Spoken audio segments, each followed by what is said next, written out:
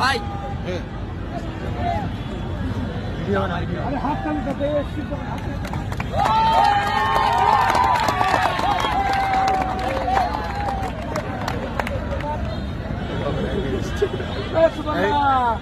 মাঠটা খালি করবেন। মাঠে আমরা কেউ কিন্তু দেখতে পাচ্ছি না। মাঠে ওইভাবে দাঁড়ালে পুরোটা অবস্ট্রাকশন হয়ে যাচ্ছে।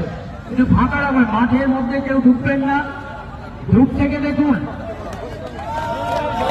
আর আমাদের দেবরাজ মল্লিকের জন্য একটু হাত টান দিন, মাঠটা ফাঁকা করুন। আমরা কিন্তু কেউ দেখতে পাচ্ছি না। আমাদের মেম্বার যারা আছেন তাদেরকে বলবো আপনারা দর্শকদের একটু সরিয়ে যেতে বলবেন। আমাদের মঞ্চে যারা গেস্ট আছেন তারা কিন্তু কেউ দেখতে পাচ্ছেন না। এই না ফার্স্ট হয়েছে 150 বার কত মিনিটে বিআই আর একবার